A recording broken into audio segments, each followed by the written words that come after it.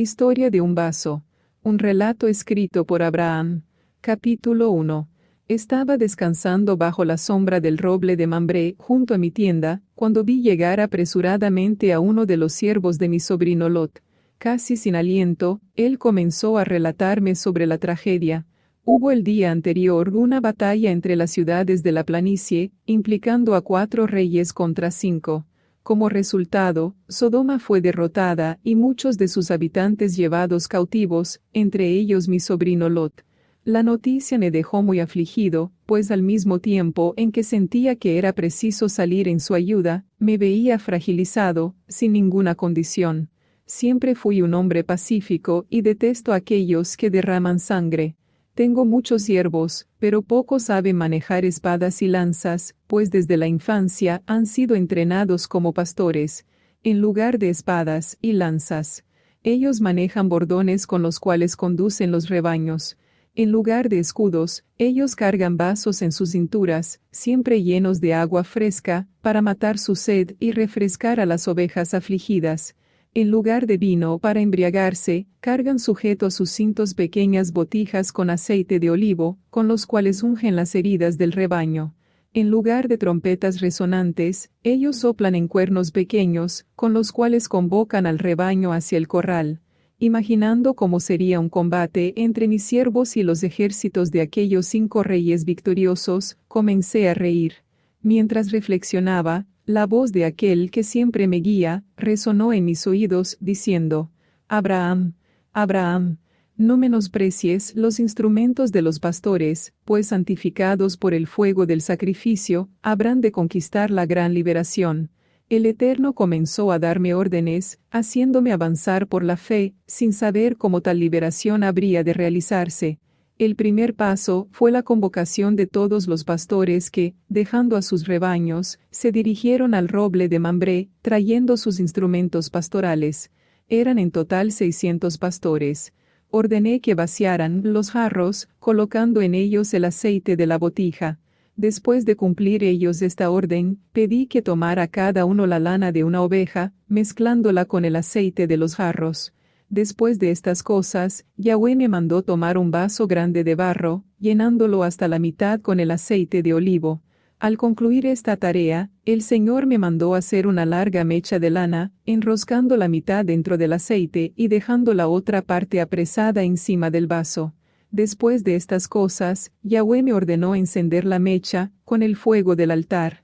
Al aproximarme al fuego sagrado que todavía ardía sobre el sacrificio de la mañana, una pequeña flama saltó hacia la mecha, y poco a poco se fue alimentando del aceite, hasta convertirse en una llamarada que podía ser vista de lejos. Capítulo 2.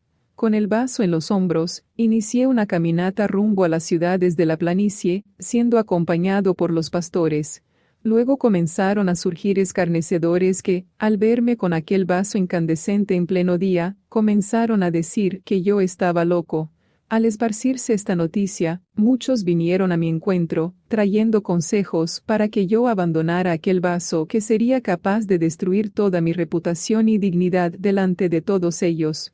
Cuando yo les hablé sobre los ejércitos y sobre mi misión conjunta con los pastores, ellos concluyeron que de hecho yo estaba loco. Intentaron tirarme el vaso por la fuerza, mas aferrándome a él, impedí que lo tiraran de mí. Avergonzados ante todo esto, muchos pastores comenzaron a separarse. Algunos regresaron hacia sus tiendas, mientras que otros se unieron a aquellos que se reían de mi comportamiento extraño.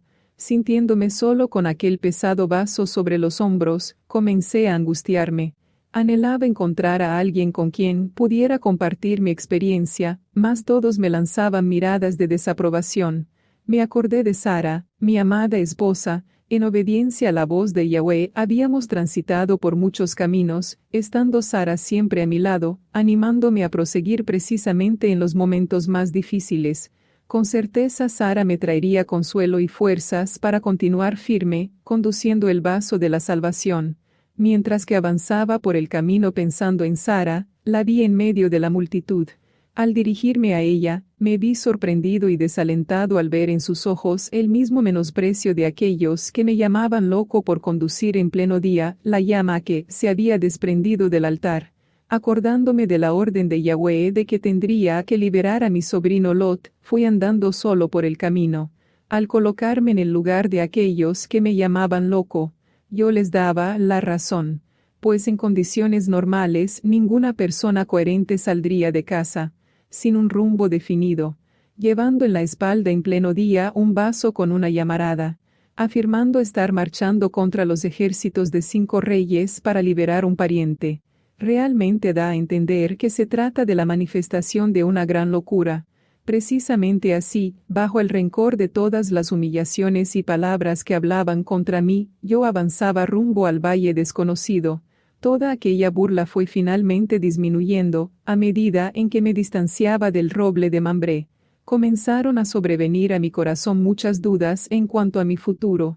Estaba a veces afligido con el pensamiento de todo lo que había experimentado, desde la convocación de los pastores hasta ese momento, podría ser, de hecho, demostraciones de una locura.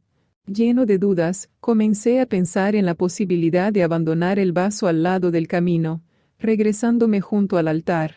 Esos eran los consejos de algunos pastores y amigos que, condolidos de mi soledad, todavía venían a mi encuentro, aconsejándome a que volviera. Allí, decían, que yo podría conquistar nuevamente la confianza de los pastores, volviendo a ser, quizás, hasta el mismo sacerdote honrado como antes lo era. Sobre el altar, decían, que había un fuego mucho mayor que aquel que yo cargaba en los hombros. Estaba a punto de regresar, cuando Sara vino a mi encuentro, contándome sobre el desprecio que muchos pastores lanzaban contra mí. Ella estaba consternada, pues toda aquella deshonra recaía también sobre ella, al punto de no sentir más deseos de permanecer junto a aquel altar. Después de alertarme, Sara comenzó a hablarme de un plan. Podríamos, quizás, mudarnos a una ciudad distante, donde olvidaríamos todas aquellas vejaciones, olvidándome de la voz que me había mandado seguir rumbo a la planicie. Contesté a mi esposa que yo estaría dispuesto a acompañarla a cualquier lugar, si ella permitía que yo llevara el vaso. Él sería nuestro altar, calentando e iluminando nuestras noches con su llama. Al oír sobre el vaso, Sara volvió a enojarse, afirmando no entender mi terquedad al continuar llevando sobre los hombros aquel símbolo de vergüenza y desprecio. Después de decirme tales palabras, me volvió la espalda, regresando hacia la tienda. Capítulo 3. Angustiado por no poder realizar el sueño de Sara, proseguí rumbo al futuro incierto, siendo orientado únicamente por la llama, cuyo brillo aumentaba a medida en que las tinieblas se hacían más densas. Comencé entonces a meditar sobre aquella llama que me acompañaba con su brillo y calor. Yo estaba acostumbrado a ver el fuego sagrado entronizado sobre un gran altar de piedras, en medio de las alabanzas de muchos pastores, de entre los cuales yo me destacaba como maestro y sacerdote. En aquellos momentos de adoración, yo me vestía con los mejores mantos, y hacía la pregunta de realizar el sacrificio, solamente cuando todos mis siervos estuviesen reunidos a mi alrededor, para que escuchasen mis consejos y advertencias. En la hora del sacrificio, yo levantaba hacia el cielo mi espada desenvainada, y, con palabras amedrentadoras, proclamaba la grandeza del Señor de los ejércitos, el Dios Todopoderoso que domina sobre los cielos y la tierra. Vibrando la espada en el aire en un movimiento amenazador, yo representaba delante de mis pastores la imagen de un Dios severo, que siempre está listo para repeler cualquier confrontación. Después de esa demostración de soberanía y poder, tomaba yo una oveja de las manos de un pastor, y la amarraba sobre el altar. Para que estuviese bien clara la ira divina, pinchaba yo sobre su cuello, golpeándola severamente, hasta verla perecer. En aquel momento yo descendía del altar, y permanecía esperando el fuego sagrado que jamás dejó de manifestarse sobre el sacrificio. Yo había aprendido desde la infancia a reverenciar el fuego sagrado, creyendo que ello era una revelación visible de Yahweh, el gran Dios invisible. Hasta entonces, yo lo veía como un fuego único e indivisible. Ahora, al transportar en un humilde jarro la llama que se había desprendido del altar, mis pensamientos se agitaban con el surgimiento de un nuevo concepto sobre el Creador.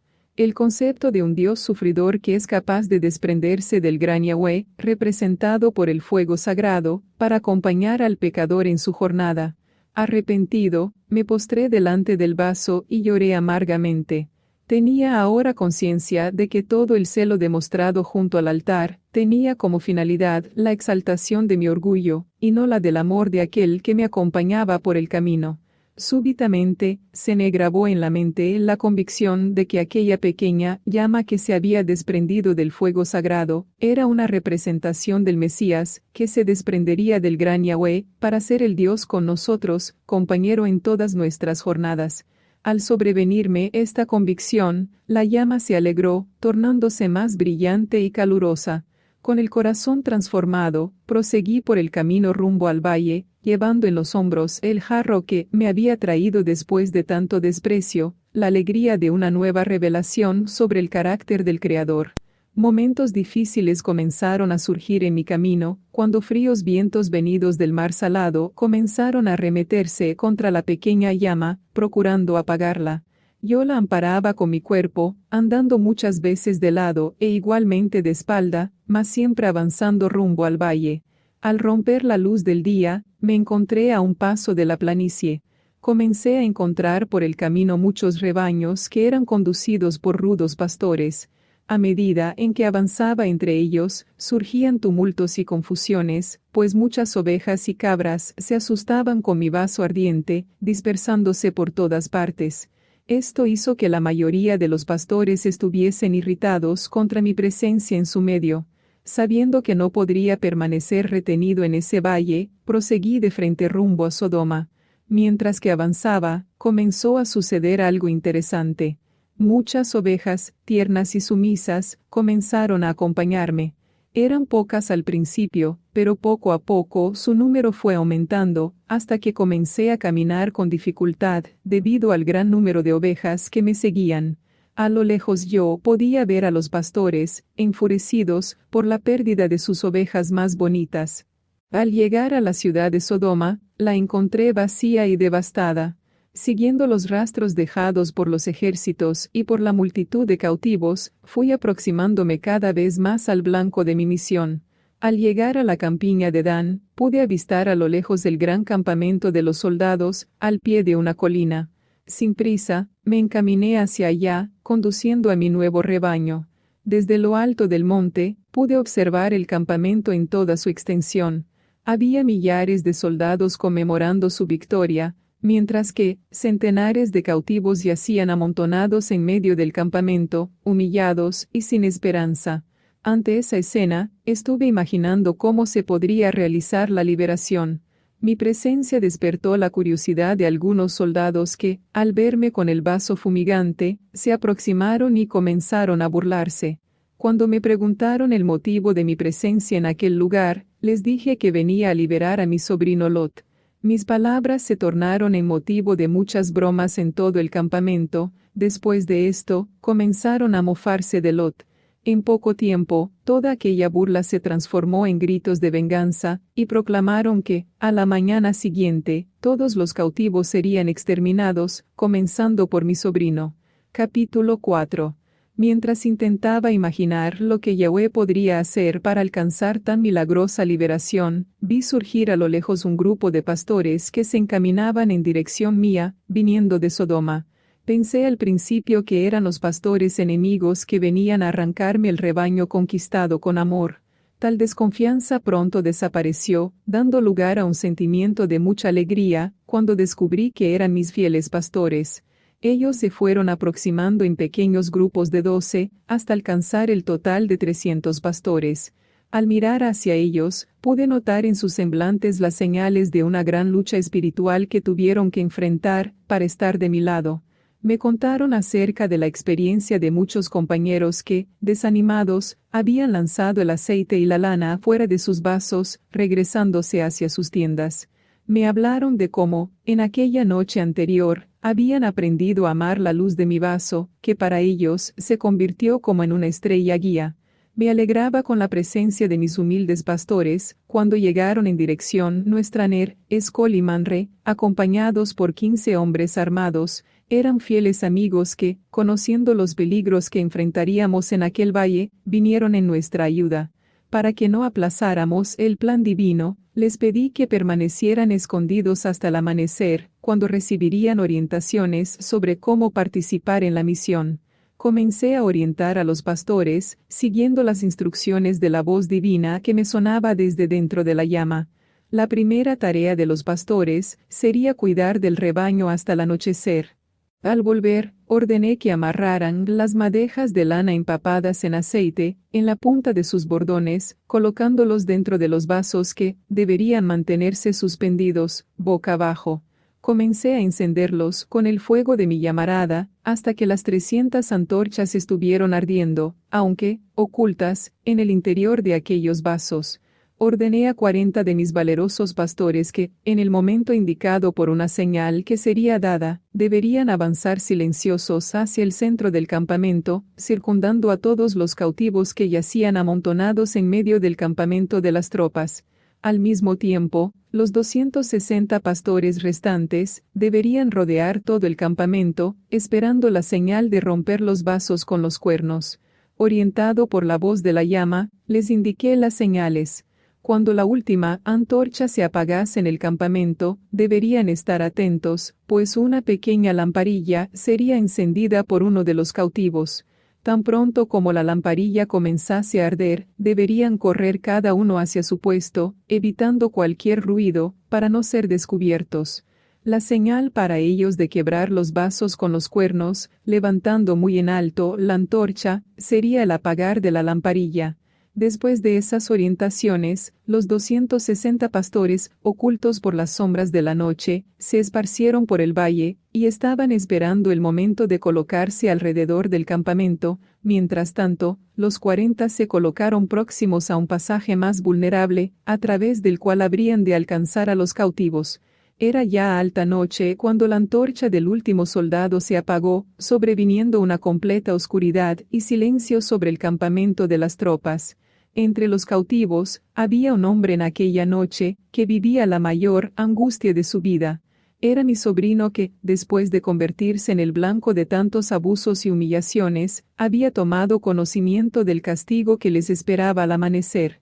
En aquella noche, Lot tenía sus pensamientos vueltos hacia su tío, se acordaba con arrepentimiento del momento en que me había dejado junto al roble de Mambré, mudándose hacia las campiñas de Sodoma.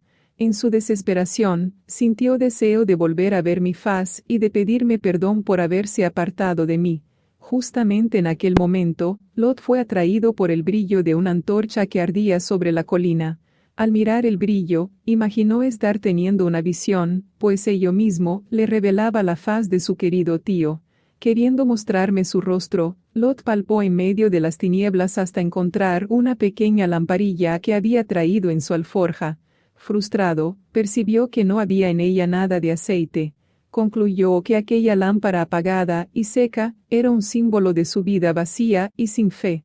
Sin desviar los ojos de mi rostro iluminado por la llama del vaso, en un desesperado gesto de fe, Lot palpó la mecha de su lamparilla, descubriendo que había en ella un residuo de aceite.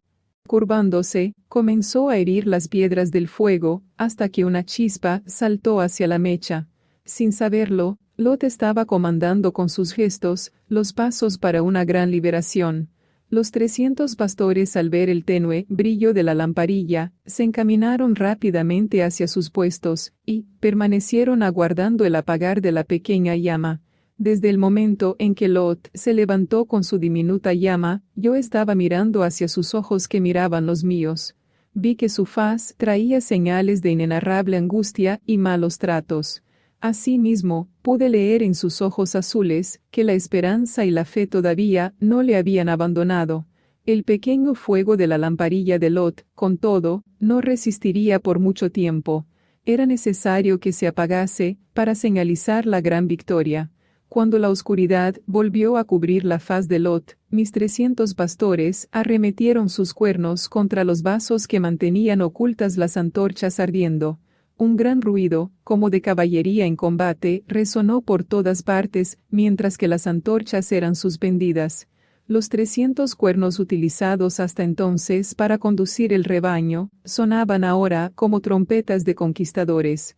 todo el campamento se despertó de un solo brinco, y, sin saber cómo escapar de tan terrible embestida que partía de afuera y de adentro, los soldados comenzaron a luchar entre sí mismos, mientras que mis pastores permanecían en sus puestos, haciendo sonar los cuernos. Los cautivos estuvieron muy espantados al principio, mas poco a poco fueron tomando conciencia de la gran liberación que estaba operándose en su favor. Cuando amaneció, se reveló ante nuestros ojos un escenario de completa destrucción. Todo el pueblo estaba cubierto por millares de cuerpos rasgados por sus propias espadas y lanzas. Solamente unos pocos consiguieron huir de aquel campamento de muerte, mas fueron perseguidos por mis 18 aliados que estaban armados, siendo alcanzados en Obá, que está a la izquierda de Damasco. Mientras tanto, los cautivos, ahora liberados, recuperaban todas las riquezas de que habían sido saqueados por los enemigos. Capítulo 5. De la cima de la colina, en tanto que yo vibraba con alegría de los cautivos en aquella mañana de liberación, oí la voz de Yahweh hablándome de en medio de la llama. Esta liberación que hoy se concretiza, representa la liberación que he de operar en los últimos días, salvando los remanentes de tus hijos, del cerco de numerosas naciones que se aliarán a Gog con el propósito de destruirlos. En aquel día en que triunfaren sobre mi pueblo, mi indignación será muy grande, y contenderé contra él por medio de la peste y de la sangre, lluvia inundante, grandes rocas de granizo, fuego y azufre haré caer sobre él, sobre sus tropas y sobre sus muchos pueblos que estuvieren con él. Así, yo me engrandeceré, justificaré mi santidad y me daré a conocer a los ojos de muchas naciones, y sabrán que yo soy el Señor. Y sobre la casa de David y sobre los habitantes de Jerusalén derramaré el espíritu de gracias y de súplicas, mirarán hacia mí a quien traspasaron, y harán lamentación como quien se lamenta por un hijo unigénito, y llorarán por él como quien llora amargamente por el primogénito. En aquel día, habrá una fuente abierta para la casa de David y para los habitantes de Jerusalén, para remover el pecado y la impureza. Consciente de la importancia histórica de aquel día de liberación, tomé un calendario y miré con sorpresa, pues era Rosh Hashanah, o día de las trompetas. Aquel era el primer día de un año nuevo. 10 días después vendría el Yom Kippur, el día de la purificación de los pecados. En el día 15 tendría lugar la fiesta de Sukkot, la alegre fiesta de las cosechas de otoño. La llama que, para mí se había convertido en una representación del Mesías prometido, se apagó en el momento en que descendí al encuentro de los pastores y de los muchos cautivos ahora liberados. Llenos de alegría y de admiración, todos querían saber cómo había llegado a ser posible tan grande liberación, solamente con la utilización de aquellas antorchas y cuernos. Les hablé entonces de la importancia de aquel fuego que se había desprendido del altar, para liberarlos en aquel valle, identificándolo como el Mesías Salvador. Al ver que todos cargaban en sus cuerpos y mantos la suciedad de la esclavitud, los invité a seguirme hasta el río Jordán, donde todos podrían bañarse, para la purificación de sus pecados. Solamente 3 personas atendieron la invitación: Lot y sus 2 hijas más recientes. Los demás regresaron contaminados hacia sus casas. Antes de partir, el rey de Sodoma vino a mi encuentro, prometiendo darme todas las riquezas recuperadas en aquella mañana. Yo rechacé su oferta, para que nunca jamás alguien pudiera decir que yo me enriquecí con aquel saqueo. Permanecimos acampados en los márgenes del río Jordán, en las proximidades de Jericó por 12 días. En aquellos días de refrigerio, todos se hallaron libres de las impurezas, dejándolas en las aguas del Jordán. Este era un preparativo especial para la fiesta de Sukkot que decidimos conmemorar en Salem. Llenos de alegría, iniciamos una marcha ascendente rumbo a la ciudad de Salem, inconsciente de la feliz sorpresa que nos aguardaba. Yo seguía al frente, teniendo a mi lado a Lot y sus 2 hijas, y detrás venían los 300 pastores, conduciendo el gran rebaño. A medida que avanzábamos, comencé a notar que mi vaso que se había quedado vacío al amanecer, se tornó muy pesado. Al bajarlo, miré sorprendido al descubrir dentro de él muchas perlas de variados tamaños y brillos que se formaron misteriosamente. Al ver nosotros a lo lejos la blanca ciudad, comenzamos a oír sonidos de una gran fiesta. Acordes armoniosos repercutían por los montes, mientras avanzábamos por el camino.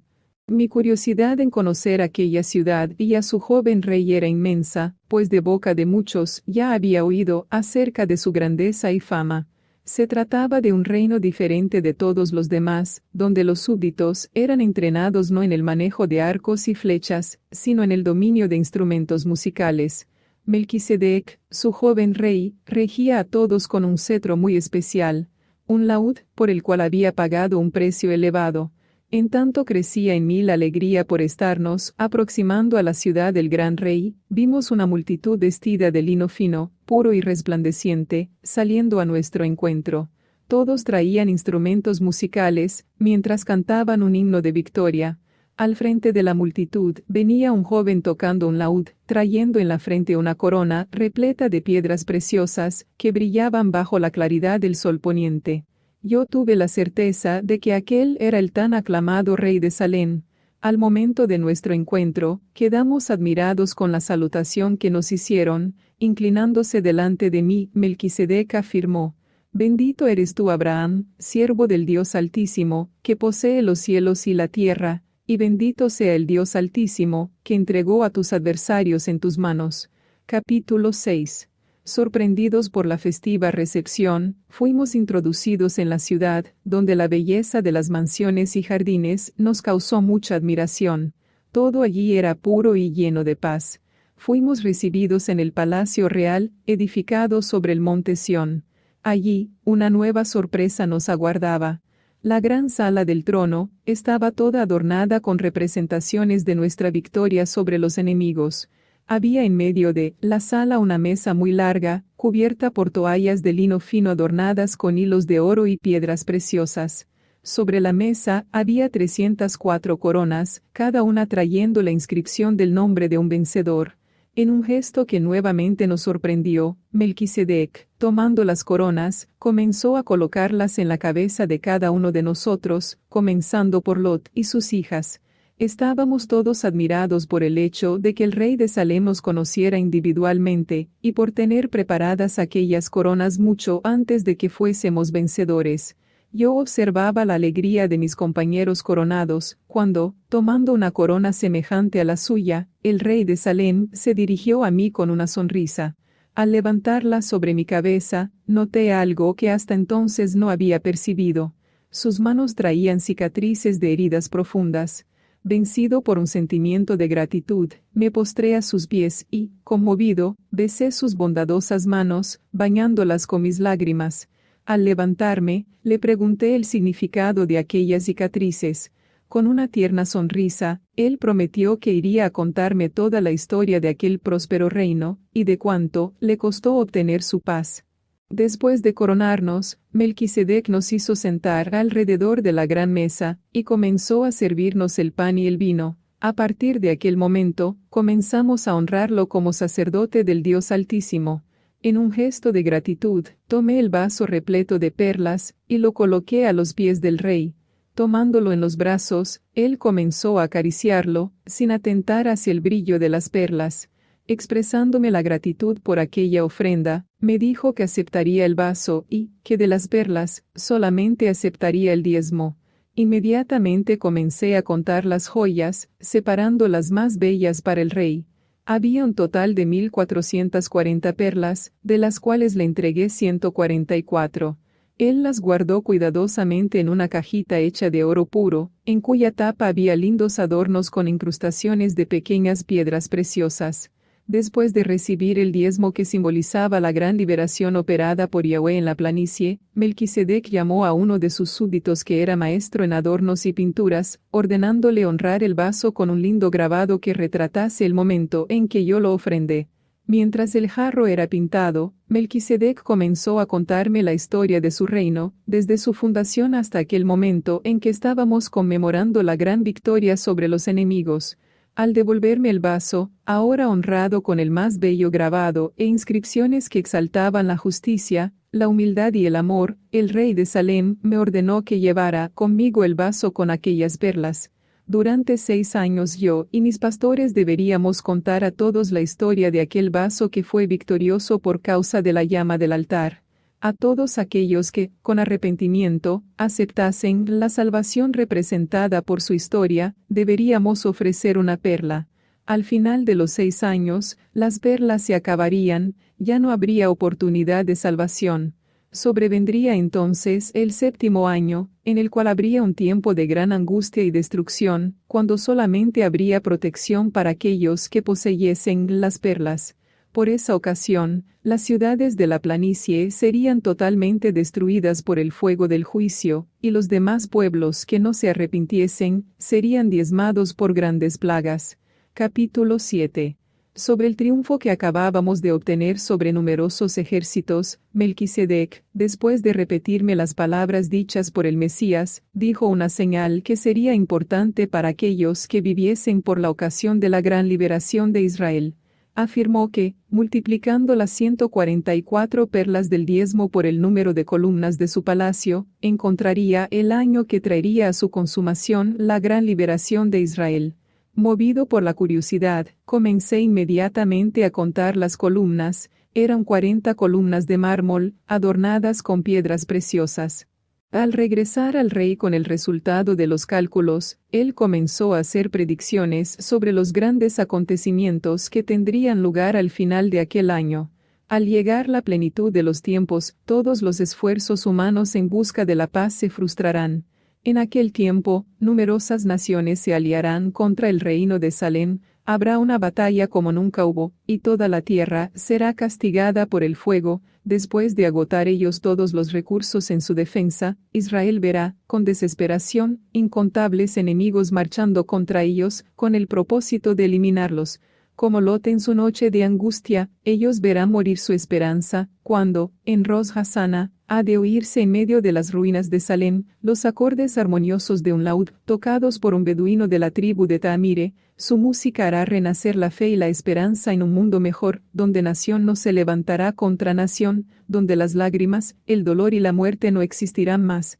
Después de consolar a los afligidos con los acordes de su laúd, el beduino tomará el vaso con los pergaminos de la tumba de David, y lo llevará sobre los hombros.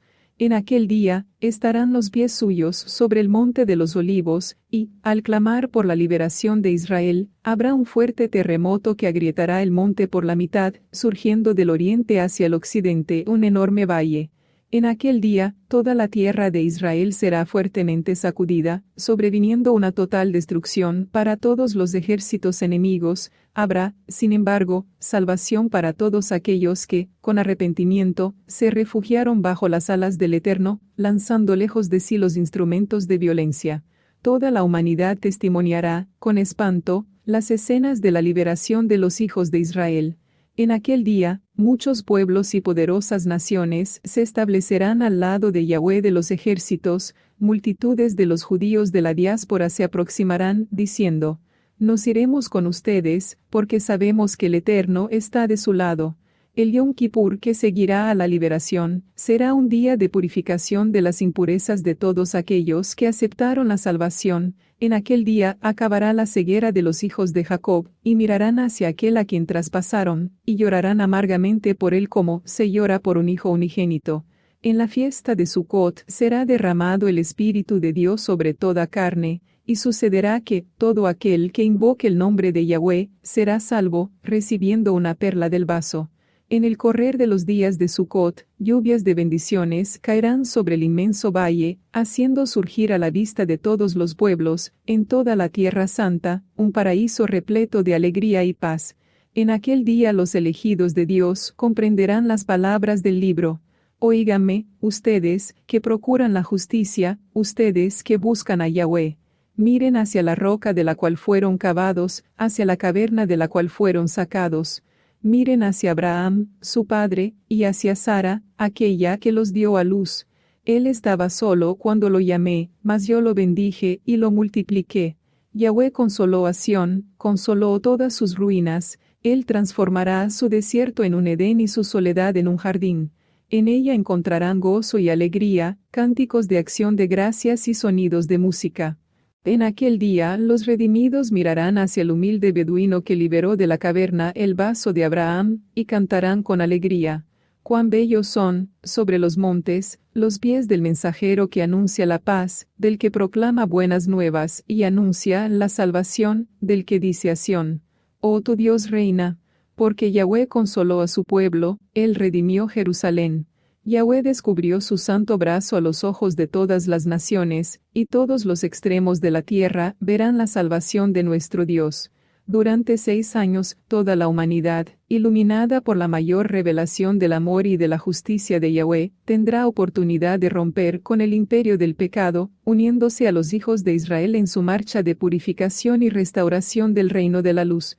Entonces acontecerá que todos los sobrevivientes de las naciones que marcharon contra Jerusalén subirán, año tras año, para postrarse delante del Rey Yahweh de los ejércitos, y para celebrar la fiesta de Sucot. Y acontecerá que aquella de entre las familias de la tierra que no suba y no venga, atraerá contra sí misma la plaga con la que Yahweh herirá a las naciones que no suban a celebrar la fiesta de Sucot.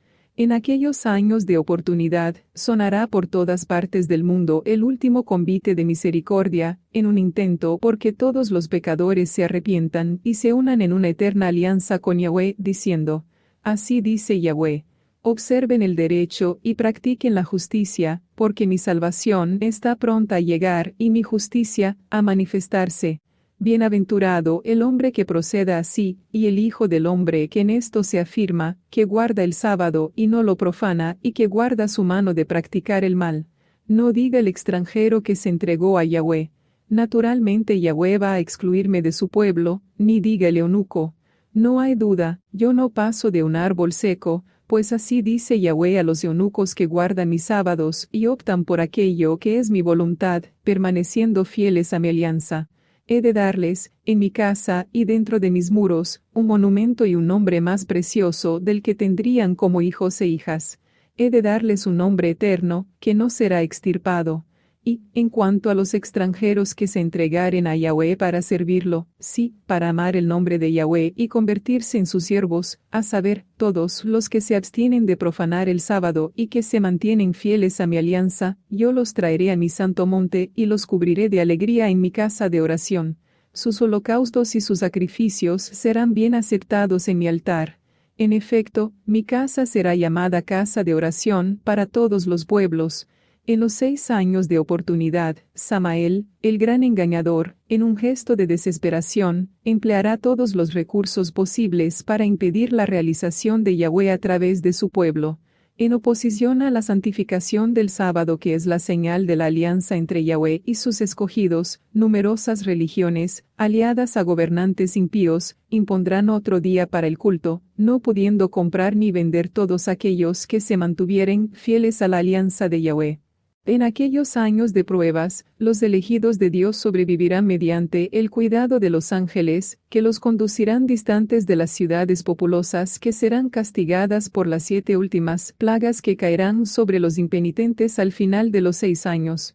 Durante los 6 años de la cosecha final del Mesías se edificará una nueva y eterna Jerusalén, adornándola con los hechos de justicia de sus escogidos.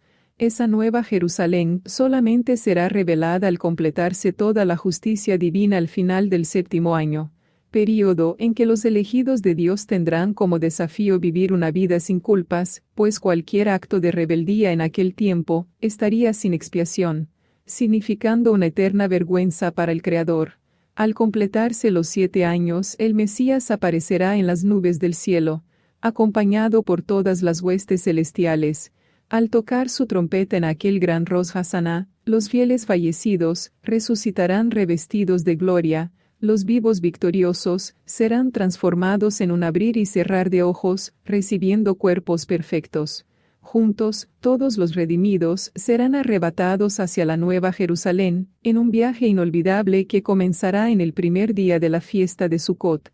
Después de 7 días de feliz ascensión, llegarán a la ciudad santa para conmemorar, delante del trono, el 8º día de la fiesta. Como si fuese un sueño, los rescatados del Señor entrarán en la ciudad santa, encontrando a su lado norte, el jardín del Edén, en medio del cual se eleva el monte Sión, el lugar del trono de Yahweh. Coronados por el Mesías, los redimidos entonarán el cántico de la victoria, haciendo vibrar por todo el espacio los acordes de sus arpas, laúdes y flautas. Capítulo 8. Después de proferir todas estas predicciones, Melquisedec me dijo que toda la experiencia que estábamos viviendo era prefigurativa. Para que todo el drama se consumase, teníamos todavía delante de nosotros acontecimientos importantes. Primeramente, yo debería regresar al roble de Mambré juntamente con mis pastores, para proclamar a todos la salvación representada por la historia de aquel vaso. Todo aquel que, con arrepentimiento, aceptase al Mesías revelado, obtendría el perdón de sus pecados, recibiendo una perla. Al final de 6 años, al llegar la víspera de Rosh Hashaná, las perlas se acabarían, no habiendo más oportunidad de salvación. Por aquel tiempo, el fuego del juicio caería sobre las ciudades de Sodoma y de Gomorra, habiendo terribles plagas sobre todos los infieles. Al oír tales palabras del rey de Salem, me sobrevino gran angustia, al acordarme de los últimos pasos de Sara. Yo temía que ella, en su incredulidad, no aceptase una perla. Si esto aconteciese, mis lindos sueños se echarían por tierra, pues no conseguiría ser feliz en su ausencia. Leyendo en mis ojos la angustia, Melquisedec me consoló con una promesa. Abraham, de aquí a 6 años Yahweh te visitará en tu tienda y tu esposa será curada de su esterilidad. Ella se convertirá y te dará un hijo que se llamará Isaac. Al finalizar la fiesta de Sucot, retornamos a nuestras tiendas junto al roble de Mambré. A medida en que íbamos avanzando por el camino, muchas personas nos rodeaban, admirados por la belleza del vaso repleto de perlas.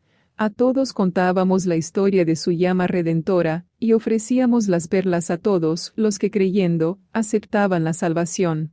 Cuando llegamos al roble de Mambré, una multitud de personas en él esperaba. Muchos habían oído hablar de la milagrosa liberación operada a través de aquel vaso que había sido el blanco de tanto menosprecio.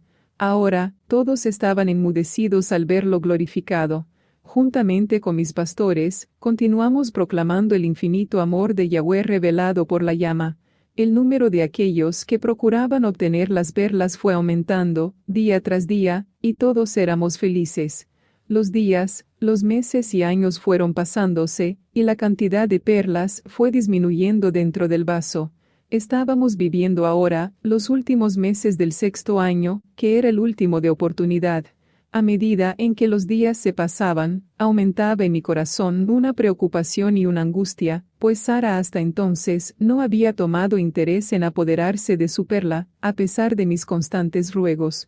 En aquellos momentos de aflicción en que clamaba a Dios por la salvación de Sara, mi único consuelo eran las últimas palabras del rey de Salem, de que al final de los 6 años ella sería transformada.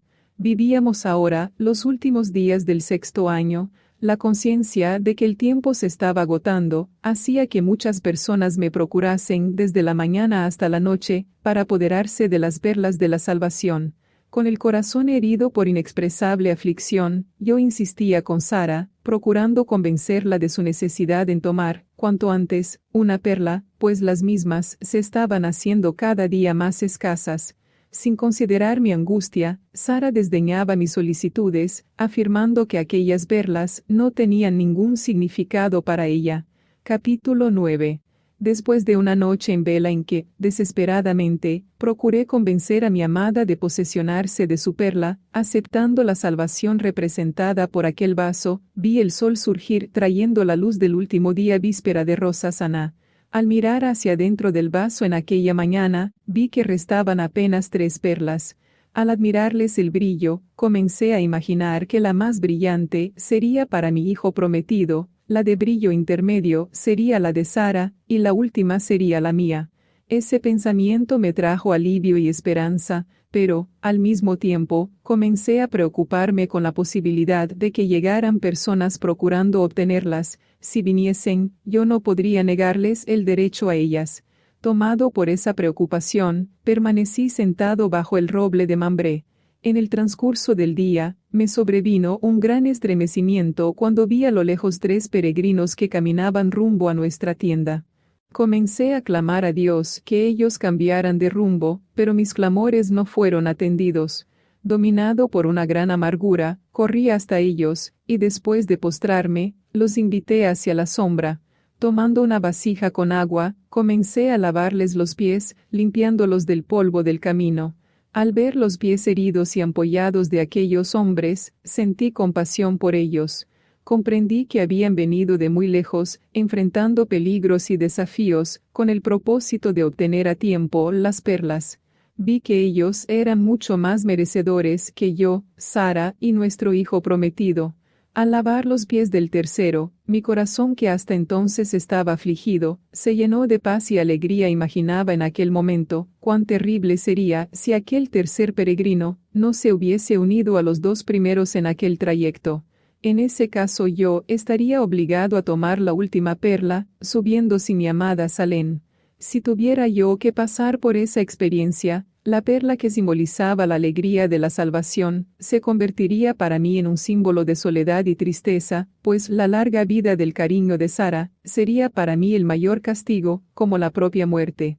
Después de lavarles los pies, comencé a servirles el alimento que fue especialmente preparado para ellos. Mientras les servía en silencio, estaba yo esperando el momento en que me preguntarían por las perlas. Pero sin revelar ninguna prisa, ellos hablaban sobre la larga caminata que hicieron, sobre las ciudades por donde habían pasado. Yo les pregunté si conocían Salem. Ellos le respondieron afirmativamente, agregando que en aquellos 6 años, muchas obras habían sido realizadas en aquella ciudad, en preparación para una gran fiesta que estaba por realizarse dentro de un año más, por la ocasión de Sucot. Las palabras de aquel tercer peregrino, el más conversador de los tres, comenzaron a traerme, misteriosamente, un sentimiento de esperanza. Al mirar hacia sus ojos azules, vi que él se parecía a Melquisedec. Recordaba la última promesa hecha por el rey de Salem, cuando el tercer peregrino me preguntó con una sonrisa: «Abraham, ¿dónde está Sara tu mujer?». Atónito, le pregunté: «¿Cómo sabes mi nombre y el nombre de mi esposa?». El peregrino me respondió: «No solamente sé sus nombres, sino también sé que, de aquí a un año ustedes tendrán un hijo que será llamado Isaac». Al oír las palabras del visitante, corrí hacia dentro de la tienda a fin de llamar a mi esposa, para que oyese las palabras de aquel peregrino. Al verla, el peregrino le preguntó: «Sara, ¿por qué te ríes de mis palabras?». Asustada, Sara contestó: «Yo no reí, mi señor».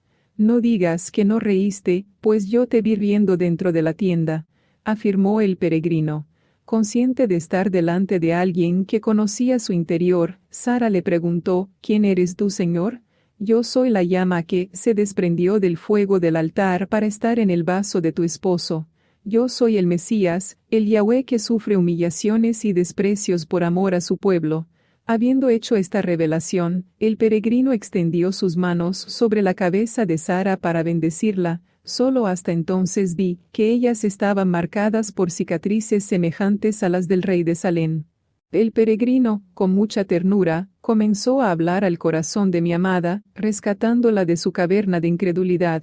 «Sara, valiosa eres a mis ojos. Todo tu pasado de incredulidad e infertilidad está perdonado. Tengo para ti un futuro glorioso, pues tú te convertirás en madre de muchos pueblos y naciones». Después de decir estas palabras, el noble visitante se encaminó hacia el vaso e inclinándose, tomó de él las 3 perlas restantes. Dirigiéndose a Sara, le entregó 2 perlas, y le dijo: «Una es para ti y la otra es para tu hijo Isaac». Con la vida transformada por el amor de Yahweh, Sara se postró agradecida a los pies de aquel peregrino que la había salvado en el último momento de oportunidad. Cuando la vi postrarse sumisa, mi corazón por tantos años afligido, se rompió en lágrimas de alegría y gratitud, y caí a los pies de mi Redentor y Rey. Después de consolarnos con la certeza de nuestra eterna salvación, el peregrino me entregó la última perla. Cuando la apreté en mis manos, sentí una gran luz de alegría y paz penetrar todo mi ser, y comencé a alabar al Eterno por la certeza de que tendría para siempre a mi lado a mi querida Sara y al hijo de la promesa que, dentro de un año nacería. Capítulo 10. Después de estas cosas, Yahweh se despidió de Sara y de los pastores que allí se encontraban, y me invitó a que los acompañara hasta la colina que está frente al valle. Cuando llegamos a aquel lugar, el Eterno se despidió de sus 2 compañeros, enviándolos a una misión especial en Sodoma. De la cima del monte contemplábamos los fértiles valles y bosques que, como un paraíso, se extendían en ambos márgenes del río Jordán, circundando las prósperas ciudades, dentro de las cuales se destacaban Sodoma y Gomorra. Fue sobre aquella colina que, después de la contienda entre mis pastores y los pastores de Lot, le di la oportunidad de escoger el rumbo a seguir, pues no podríamos permanecer juntos. Atraído por las riquezas de la campiña, él decidió mudarse hacia allá. Al mirar hacia mi compañero que permanecía en silencio desde el momento en que vimos la campiña, me sorprendí al verlo llorando. Le pregunté el motivo de su tristeza, y él sollozando respondió: «Este es para mí un día de mucha tristeza, pues por última vez mis ojos podrán posarse sobre este valle fértil. Lloro por los habitantes de esas ciudades que no saben que sus días acabarán». La declaración de Yahweh me trajo el recuerdo de todos aquellos cautivos que habían sido liberados 6 años antes. Lamentablemente, casi todos rechazaron el baño de la purificación, regresando inmundos hacia sus casas. Únicamente Lot y sus hijas aceptaron la salvación, tomando posesión de sus perlas. Pensando en alguna posibilidad de liberación para aquel pueblo, pregunté al Señor: «¿Y si acaso existen aquellas ciudades 50 personas justas, aún así serían ellas destruidas?»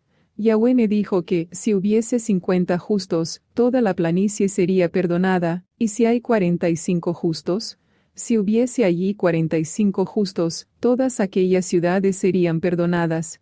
Continué con mis indagaciones hasta llegar al número 10. Yahweh me dijo que, si hubiese 10 justos en aquellas ciudades, toda la planicie sería perdonada. Torturado por una inexpresable agonía de espíritu, Yahweh volvió a llorar amargamente, mientras que con voz embargada, pronunciaba un triste lamento. «Sodoma y Gomorra, cuántas veces quise yo juntar a tus hijos, como la gallina junta sus polluelos debajo de las alas, mas ustedes no aceptaron mi protección.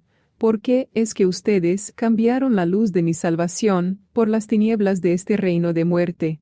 Mis oídos están atentos en busca de por lo menos una plegaria, mas todo es silencio. Mis manos están extendidas, prontas a impedir el fuego del juicio, mas ustedes rechazan mi socorro». Inclinándome al lado de mi sufridor compañero, me uní a él en la lamentación.